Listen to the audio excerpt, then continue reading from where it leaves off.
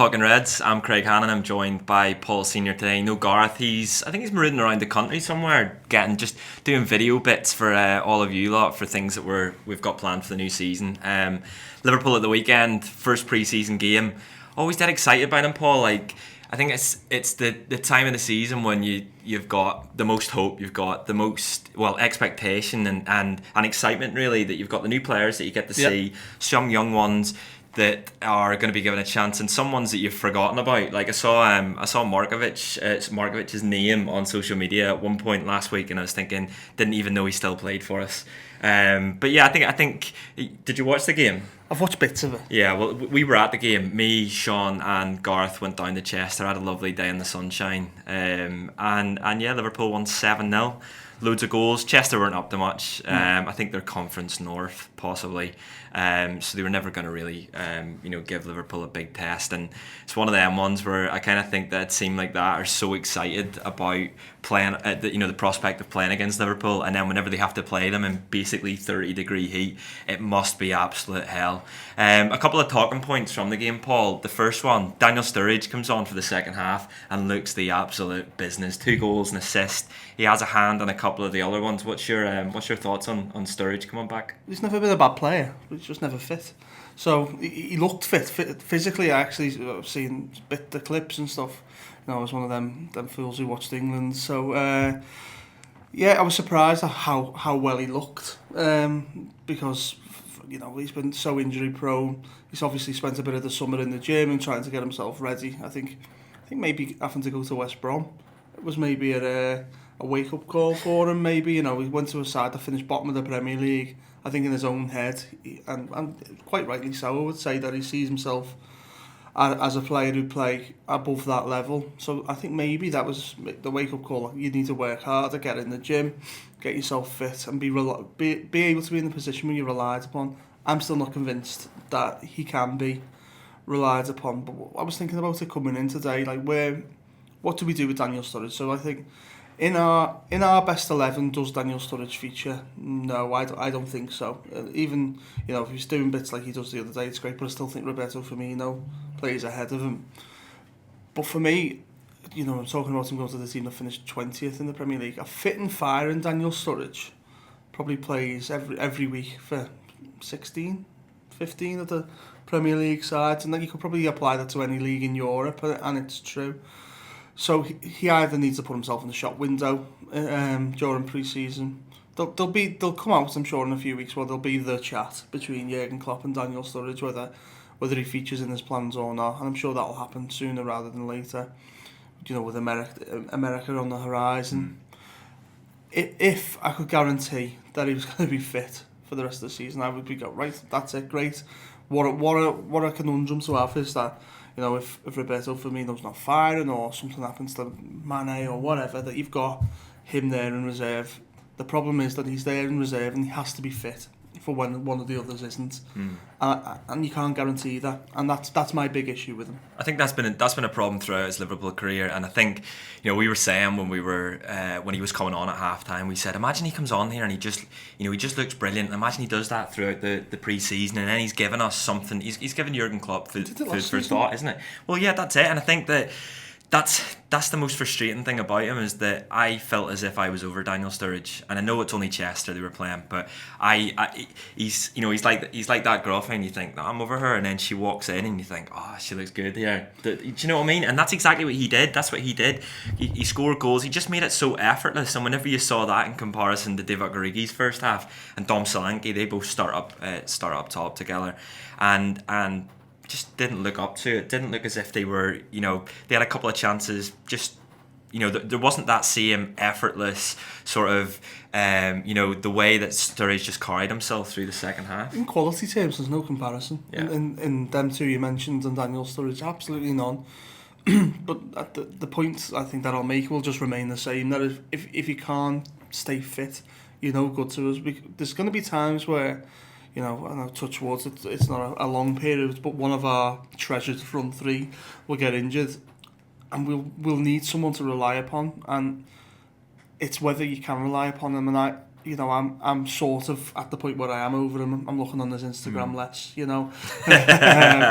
that you just need to be able to rely on your reserves as much as your first 11, because when something happens, they need to be readily available. And I just don't think you can do that with Daniel Sturridge. We've seen for the last 2 seasons, there's been periods where it looked like he was required to come in, and he wasn't ready. I think the year with where Origi gets a run is at the year we go to the Europa League final. There's that period over Christmas where I think it's Origi himself who is it who's out? Is it Firmino or someone's out over the Christmas period, and there's a real opportunity for Sturridge to come in, and he's not there. He's not available. He's not fit. Well, that's something that happened throughout his career, I think. Absolutely. And the one thing I would say is I don't know what his next move is, because if he is going to leave Liverpool, and that feels likely, I don't know who's taking the punt on him. When Liverpool, there was talk that Liverpool were going to demand around 15 million. He's on his last year of his contract. He's he's on high wages. I think he's on about 120,000 a week. Liverpool are going to want him, want most of that. I think West Brom were paying his wages to get that loan deal, and I think he only plays once. So I don't know what his next move is here, and I wonder whether with him only having 1 year of his contract, I wonder whether there's a case to be said where, it's going to be difficult to bring someone in who can come in when Roberto Firmino's not playing. I don't know what he does, but is there, if we are able to get someone like that, or we are able to get someone who's back up for Mane and Salah, is there just the argument to keep Sturridge about as an extra body rather than replacing Danny Ings' space because he looks likely to leave? Is there an argument just to keep him around for that last season, and when he's fit, give him a go in the cups if he is? If he isn't, then come the end of the season, it's that natural break. You don't see Jurgen Klopp signing a striker, do you? And that's what concerns me, is saying, okay, Danny Ings can go, maybe Sturridge can go, and then you're left with Brewster, Solanke. I don't know who's going to come in for Origi, but I hope someone does. So if you're taking these sort of seasoned professionals out of the side, they do need replacing, and I wonder, maybe say the three more senior ones were to go, Origi, Sturridge and Ings, then you have to buy someone, I think. Yeah. And you'll get the money to do it, but it's whether the manager does, and that's what I'm concerned about, is that he doesn't. But then you've got to ask the question, is that player going to be better than Daniel Sturridge when fit? So this, I'm glad I'm not doing Jurgen Klopp's job here. I think we should go for another striker, I really do. I think you've got to go for someone who can be relied upon, who can offer competition to the front three. Roberto Firmino was his best return last season. I think he's a fantastic footballer, but it's not guaranteed that him, Salah or Mane will break what they did last season. So competition would be welcome, but that competition can come from Sturridge if he's fit. I just wonder how much competition we'll see from some of the younger players. There's the likes of Ojo, who was out on loan last season. Same with Ryan Kent. Ryan Kent gets a goal at the weekend. Ben Woodburn, who he scores that goal against Leeds a couple of seasons ago. We're all really excited. He has a brilliant pre-season last year. Remember, we were in Ireland, in Dublin, and he scores a belter against Bilbao. He obviously has the couple of games for Wales as well, where he plays a pivotal part in getting a couple of wins for them in their World Cup campaign. So, he was playing at the weekend, and he was the one I had my eye on, because he feels as if, despite not having played much for the first team last season, he feels like the one that's almost there, in terms of that he's might be the one that Klopp keeps around. And I know there's been talk, Neil Jones of Goal.com, I think he reported there were a couple of Championship clubs looking to him, possibly on loan, but Liverpool are going to wait until the end of the pre-season just to see how he develops over pre-season. One thing we did notice is he looks stronger. He looks as if he's been in the gym.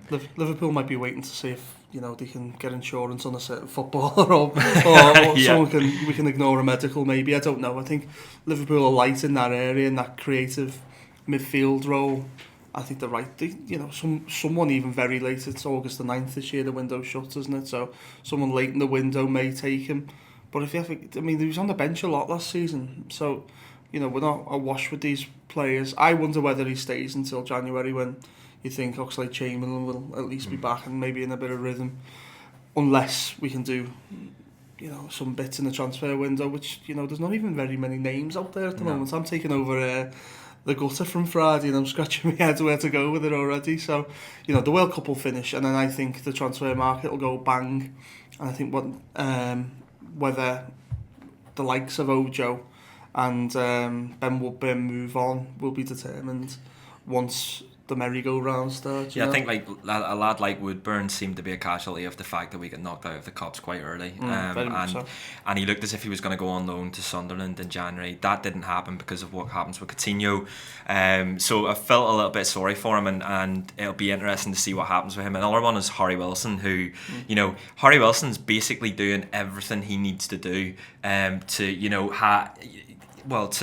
ensure that he's in Jurgen Klopp's thoughts, because he goes out on loan in the second half of last season. He's brilliant, absolutely brilliant for Hull. Scores quite a few goals, and then he comes back. You can see he's still got the confidence that he's gained from his time out on loan. And before that as well, he was hammering them in for the under-23. So he's literally done everything.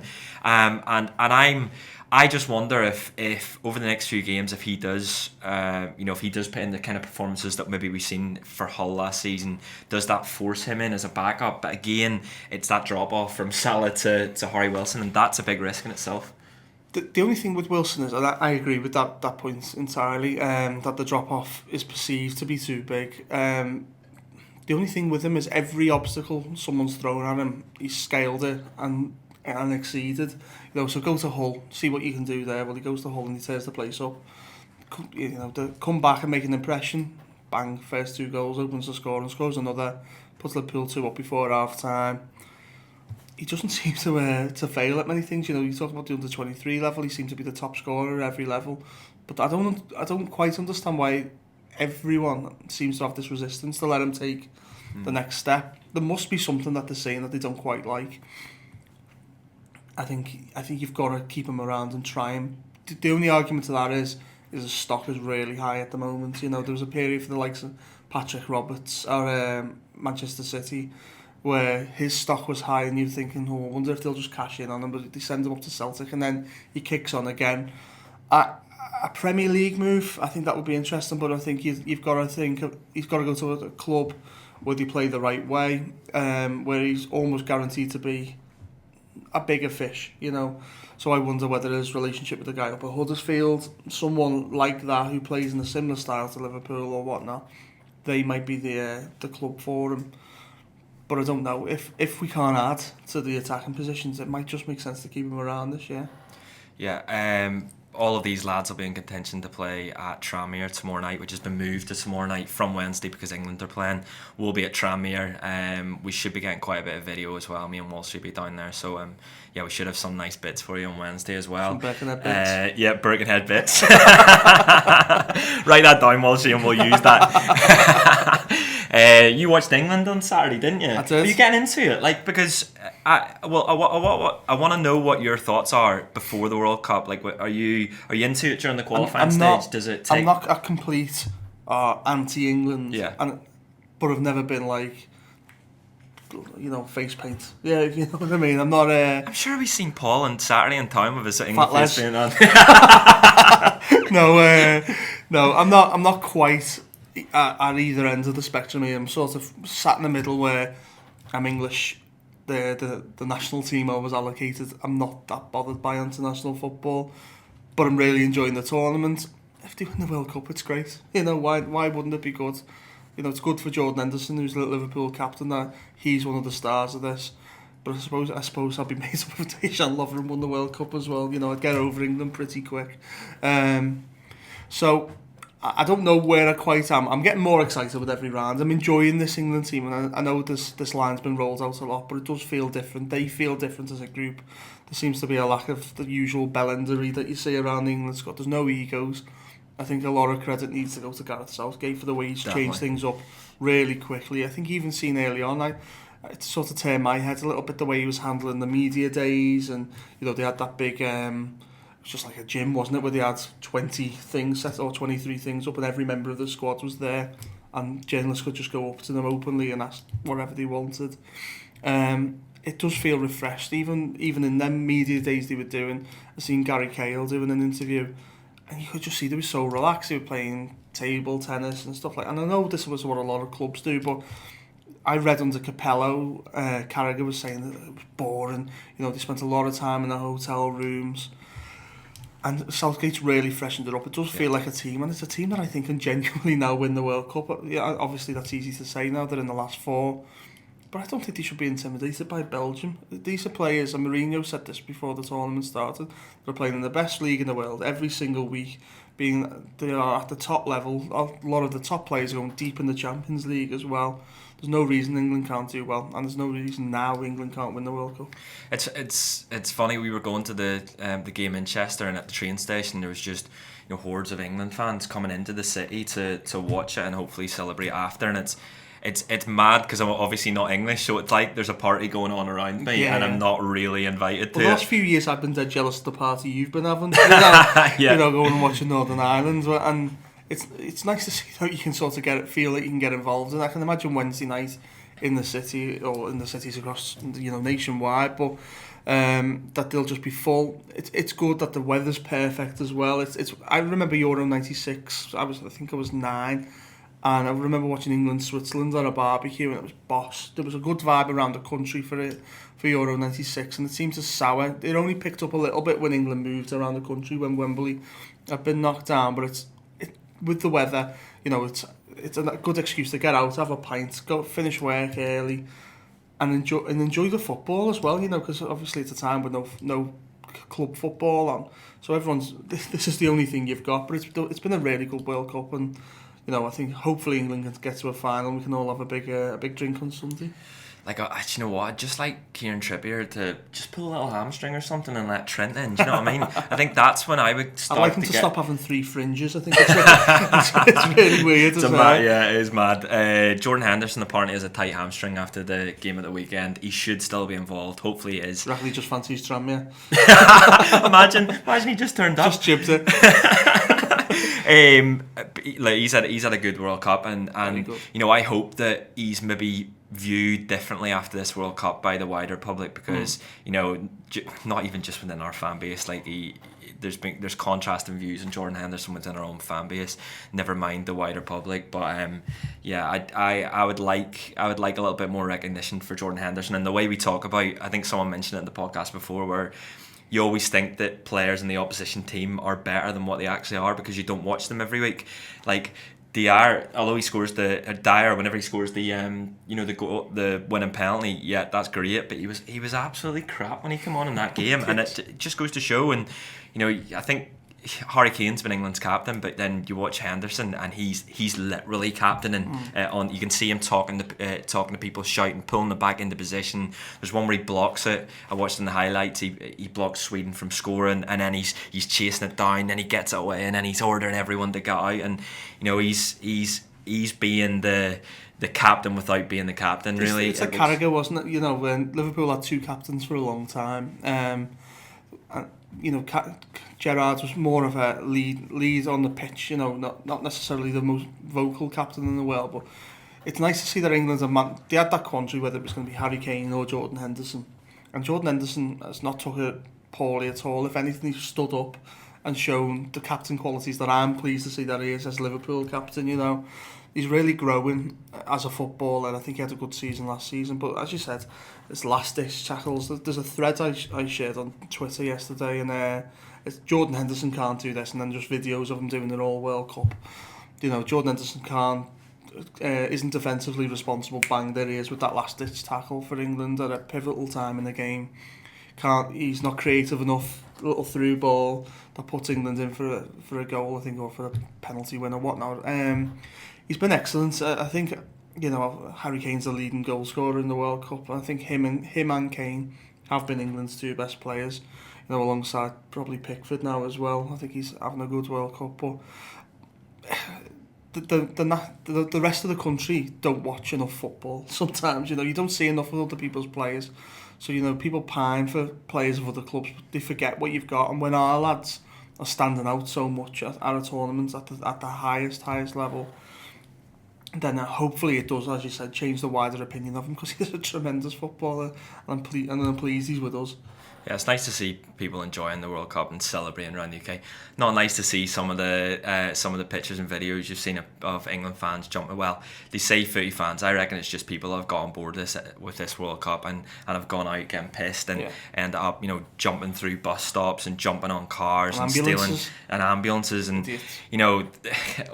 what I found funny was, and we'll not talk about it really, but what I found funny was that there were certain newspapers who were describing it as overzealous celebrations, yet whenever a couple of balls get thrown at a Man City coach, it's it's hooligans and all of this. So willing for that. But just a few shows on Top Player today. We got the post-match show from Saturday. We did that from Chester. Get on that if you want more discussion into that game. We've got the Gutter as well. That's our transfer show. Will be Rob Gutman discussing all of the transfer links. Paul will be taking over this Friday as well. Probably at the best time as well. He's going to be fuming. There's not been much going on, and you'd imagine. I made up because of the shortened transfer window. Last year he came back and it all sort of kicked off. This year he comes back about the day before the window. So that week, that week leading up to the first game of the season as well is going to be mad because the transfer window obviously finishes the day before. So that's going to be good. Got a World Cup show as well, and then we've got the Anfield Wrap free show, so you can listen to that on Audio Boom. It's on our website. If you go to theanfieldwrap.com, there's a little player on our new website. You'll see it straight there. All you have to do is click. I think it'll be out around 3 today possibly, but get on that. And then a couple of other things. We have some live shows. We've just announced Belfast. Belfast is on Thursday the 2nd of August. Dublin's on Friday the 3rd of August. Before that, we're in the US as well. We're doing Charlotte, Detroit and New York. There's tickets available for all of them. So get on them. They're theanfieldwrap.com/TALLive. Nice one. I think Gareth's not back tomorrow. He's back on Thursday, so you've got a bit more of us this week. So that's been Talking Reds.